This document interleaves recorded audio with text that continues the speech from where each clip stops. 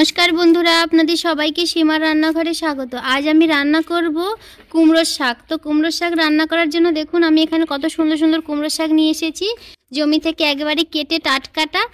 এই যে দেখুন কত সুন্দর মোটা মোটা দেখতে। আর এখানে এনেছি অনেকগুলো কুমড়োর ফুল।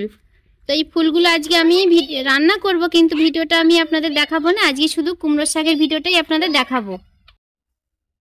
তো এই কুমড়োর শাকগুলো কাটা হয়ে যাক, সম্পূর্ণ কাটা হয়ে গেলে আমি আপনাদের দেখাবো।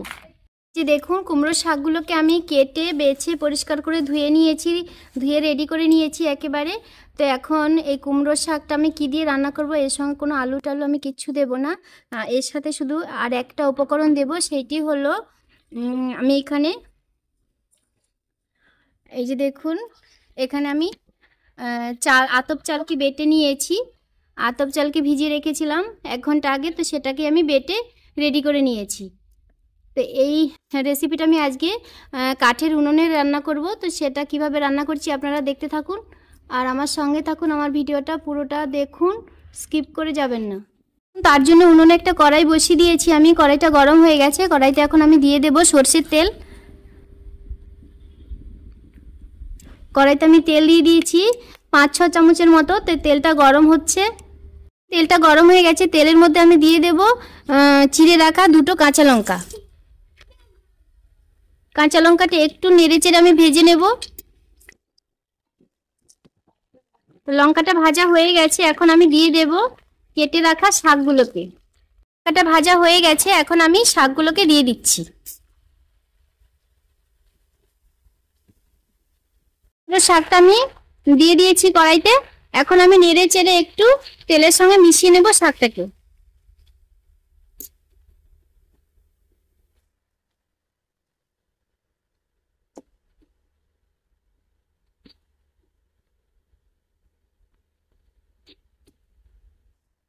আমি তেলের সঙ্গে ভালো করে নেড়ে চেড়ে মিশিয়ে নিয়েছি। এখন আমি দিয়ে দেব স্বাদ মতো নুন।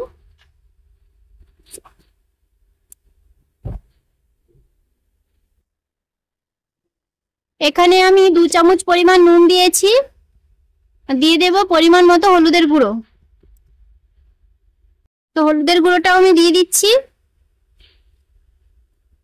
এখানে আমি 1.5 চামচ পরিমাণ হলুদের গুঁড়ো দিয়েছি।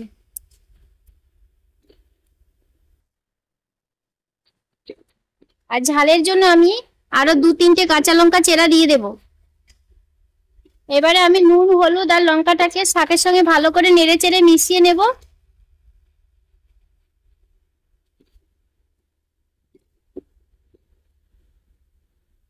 এখন আমি শাকটাকে ঢাকা চাপা দিয়ে দেব।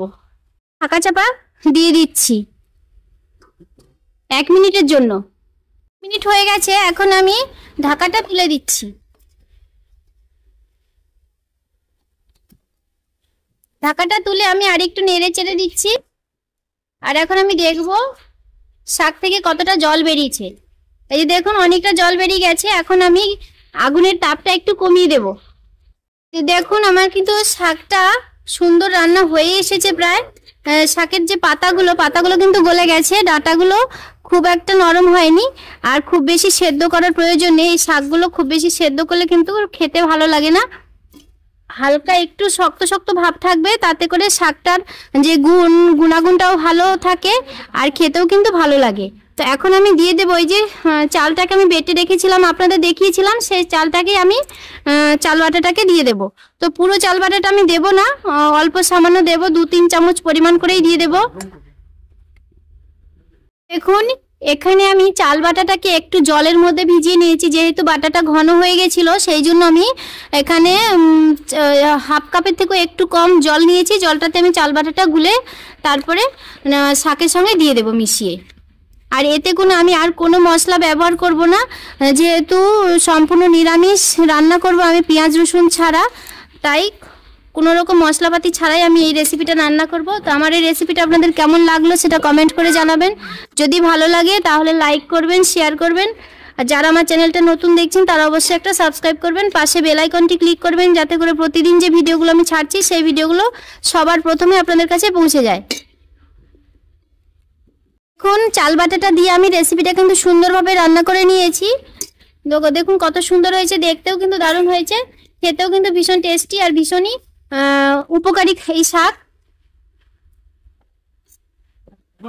তো আপনারা ঘরে অবশ্যই এইভাবে একদিন রান্না করে খাবেন, দেখবেন ভীষণ ভালো লাগে খেতে। এই শাকটা কিন্তু আর রান্না করার কোনো প্রয়োজন নেই, এই অবস্থাতে আমি নামিয়ে দেব।